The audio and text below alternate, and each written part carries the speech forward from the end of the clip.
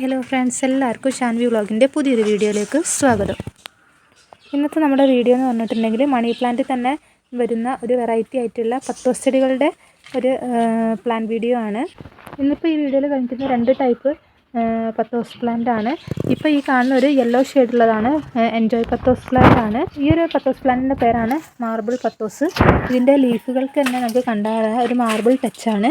രണ്ട് ഷെയ്ഡിലായിട്ടാണ് ഇതുള്ളത്. ഒരു വൈറ്റും ഗ്രീനും മിക്സ് ചെയ്തിട്ടാണ്.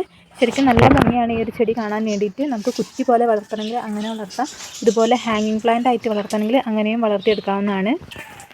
വളരെ പെട്ടെന്ന് തന്നെ പിടിച്ചെടുക്കുന്ന, നമുക്ക് ഇൻഡോർ ആയിട്ടും ഔട്ട്ഡോർ ആയിട്ടും അതുപോലെ തന്നെ വാട്ടർ പ്ലാന്റ് ഒക്കെ ആയിട്ട് സെറ്റ് ചെയ്യാൻ പറ്റുന്ന ഒരു പ്ലാന്റ് കൂടിയാണ് ഈ ഒരു പത്തോസ് പ്ലാന്റ് എന്ന് പറയുന്നത്. ഹാങ്ങിങ് പ്ലാന്റ് തന്നെയാണെങ്കിലും നമുക്ക് നല്ല നീളത്തിൽ വളർത്തിയെടുക്കാവുന്ന ഒരു പ്ലാന്റാണ്.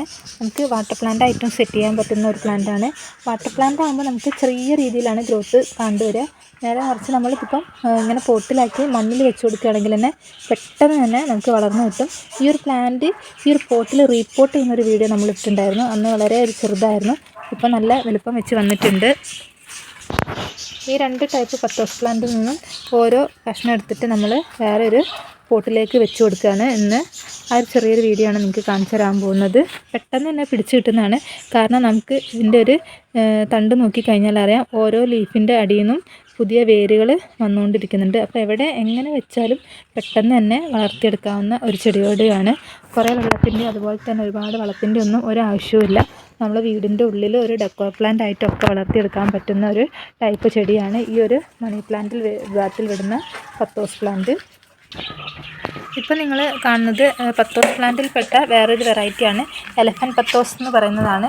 ഇതിൻ്റെ പേര് പോലെ തന്നെ നല്ല ഇലകൾക്കൊക്കെ നല്ല വലുപ്പമുള്ളതുകൊണ്ടാണ് ഇതിന് എലഫൻറ്റ് പത്തോസ് എന്നുള്ളൊരു പേര് വന്നിട്ടുള്ളത്. ഇതിപ്പോൾ നമ്മൾ കുഴിച്ചിടുന്ന രീതി പോലെ നമുക്ക് ഇലകൾ വലുതാക്കി എടുക്കാവുന്നതാണ്. നമ്മളിതിപ്പം നിലത്താണ് വെച്ച് കൊടുത്തിട്ടുള്ളത്. എന്നിട്ട് നമ്മൾ നല്ലൊരു ഹാങ്ങിങ് ആയിട്ട് മുകളിലേക്ക് പടർത്തി കൊടുത്തിട്ടുള്ളതാണ്. ഒരുപാട് ഇലകളുമുണ്ട്, അതുപോലെ തന്നെ താഴേക്കുള്ള ഇലകളൊക്കെ നല്ല വലുപ്പമുണ്ട്. നമ്മൾ ഉണ്ടായി വരുന്ന ഇലകളൊക്കെ ആണെങ്കിൽ അത്യാവശ്യം ചെറുതാണ്.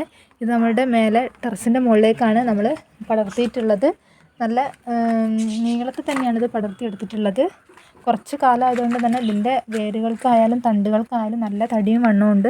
നിങ്ങൾക്ക് നോക്കിയാൽ തന്നെ മനസ്സിലാവും. നല്ല കട്ടിയുള്ള വേരുകളാണ് ഓരോ ലീഫ് ബഡിൻ്റെ താഴത്തു നിന്നും ഉണ്ടായിട്ടുള്ളത്. അപ്പോൾ ഇത് നമുക്ക് ഏത് രീതിയിലും വളർത്തിയെടുക്കുക എന്നുള്ളൊരു ഉദാഹരണമാണ് ഇങ്ങനെ ഇത് വളർന്നു വന്നിട്ടുള്ളത്. ഇതിപ്പം വേറൊരു പോട്ടിൽ നമ്മൾ വെച്ച് കൊടുത്തിട്ടുള്ളതാണ്. ഇപ്പം കണ്ടിട്ടുള്ള അതേ സെയിം പ്ലാന്റ് തന്നെയാണ്. നമ്മളൊരു വേറൊരു പ്ലാന്റിൻ്റെ കൂടെ അതിൻ്റെ ബേസായിട്ട് വെച്ച് കൊടുത്തിട്ടുള്ളതാണ്.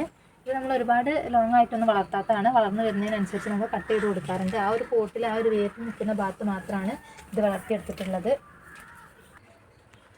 അതുപോലെ തന്നെ ഈ മാർബിൾ പത്തോസ് വെച്ച് കൊടുത്തിട്ടുള്ളതാണ് ഈ ഒരു പോട്ടിൻ്റെ കൂടെ. ഇതിൽ നമുക്കിപ്പോൾ ഉള്ളത് സ്നേക്ക് പ്ലാന്റ് ആണ്. അതിൻ്റെ കൂടെ നമ്മളൊരു ഷോയ്ക്ക് വേണ്ടിയിട്ടാണ് ഈ ഒരു പത്തോസ് പ്ലാന്റ് വെച്ച് കൊടുത്തിട്ടുള്ളത്. ഇത് നമ്മൾ ഓവറായിട്ട് വലുപ്പമായിട്ട് കൊണ്ടുവരാറില്ല, കട്ട് ചെയ്ത് കൊടുക്കാറാണ് ചെയ്യുന്നത്. അതിൻ്റെ കൂടെ തന്നെ നമുക്ക് ഫിലഡൻഡ്രോണിൻ്റെ ഒരു വെറൈറ്റിയാണ് ബ്രസീലിയൻ ഫിലഡൻഡ്രോൺ കൂടി നമ്മൾ വെച്ച് കൊടുത്തിട്ടുണ്ട്.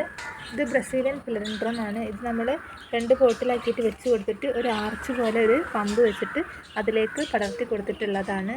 നമ്മൾ ഇതിൽ നിന്നൊരു കട്ടിങ്ങും എടുക്കുന്നുണ്ട്. അതുപോലെ തന്നെ മാർബിൾ പത്തോസിൻ്റെ ഒരു പീസും എടുത്തിട്ട് നമുക്കൊരു വേറൊരു പോട്ടിലേക്ക് വെച്ച് കൊടുക്കുന്നത് എങ്ങനെയാണെന്നൊന്ന് കാണിച്ചു തരാം. അപ്പം നമ്മൾ രണ്ട് ചെടീൻ്റെ ഓരോരോ പീസ് വെച്ചിട്ട് എടുത്തിട്ടുണ്ട്. ഇത് മാർബിൾ പത്തോസിൻ്റെ ഒരു പീസാണ്. അതുപോലെ തന്നെ ഫിലഡൻഡ്രോണിൽ വരുന്ന ബ്രസീലിയൻ ഫിലഡൻഡ്രോൺ ആണ്. ഇതിൻ്റെ ഒരു പീസ് നമ്മൾ എടുത്തിട്ടുണ്ട്. ഇത് എങ്ങനെയാണ് പോട്ടിലേക്കൊന്ന് വെക്കുന്നതെന്ന് നോക്കാം. ഇതാണ് നമ്മൾ എടുത്തിട്ടുള്ള പോട്ട് മിക്സ് എന്ന് പറയുന്നത്.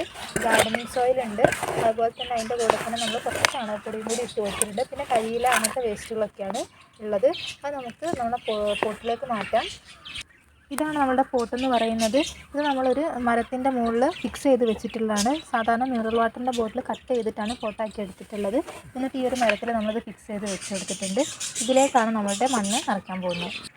നമ്മൾ 3 ബോട്ടിലിൽ ഇപ്പോൾ നന്നായിട്ട് നമ്മുടെ പോട്ട് മിക്സ് ഫില്ല് ചെയ്ത് കൊടുത്തിട്ടുണ്ട്. ഇനി നമുക്ക് ഈ ചെടിയും കൂടി ഒന്ന് വെച്ച് കൊടുക്കാം. നമ്മളിപ്പോൾ ചെടി വെച്ച് കൊടുത്തിട്ടുണ്ട്. ഒരു പോട്ടിൽ നമ്മൾ ഈ മാർബിൾ പത്തോസാണ് വെച്ച് കൊടുത്തിട്ടുള്ളത്. 2 എണ്ണത്തിൽ നമ്മൾ ബ്രസീലിയൻ ഫിലഡൻഡ്രോണും വെച്ച് കൊടുത്തിട്ടുണ്ട്. ഇനി നമുക്ക് കുറച്ച് വെള്ളം കൂടി കുടഞ്ഞു കൊടുക്കാവുന്നതേ ഉള്ളൂ.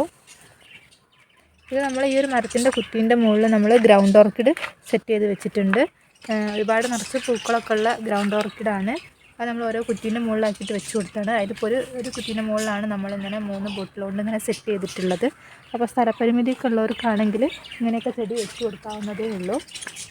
നമുക്കിതിൻ്റെ മുകളിൽ കുറച്ച് വെള്ളം കൂടി ഒഴിച്ചു കൊടുക്കാം. അപ്പോൾ നമ്മൾ ഇതിൻ്റെ മുകളിൽ കുറച്ച് വെള്ളം ഒഴിച്ചു കൊടുക്കുന്നുണ്ട്. ഒരുപാട് വെള്ളമൊന്നും വേണ്ട. നമ്മൾ 1-2 ദിവസമൊക്കെ കൂടുമ്പോൾ വെള്ളം ഒഴിച്ചു കൊടുത്താൽ മതി. ഓവറായിട്ടുള്ള വെയിലുള്ള സ്ഥലത്തല്ലാത്തത് കൊണ്ട് ചെടി ഒന്ന് 2-3 ദിവസം കൂടുമ്പോൾ മാത്രം നമുക്ക് വെള്ളം ഒഴിച്ചു കൊടുത്താൽ മതി. ഇന്നത്തെ വീഡിയോ നമ്മൾ വൈൻഡപ്പ് ചെയ്യാണ്. നമ്മൾ വീഡിയോ ഒക്കെ ഇഷ്ടപ്പെടുകയാണെങ്കിൽ ലൈക്ക് ചെയ്യുക, സപ്പോർട്ട് ചെയ്യുക. പുതിയൊരു വീഡിയോ ആയിട്ട് വരുന്നവരെ എല്ലാ കൂട്ടുകാർക്കും ബൈ ബൈ.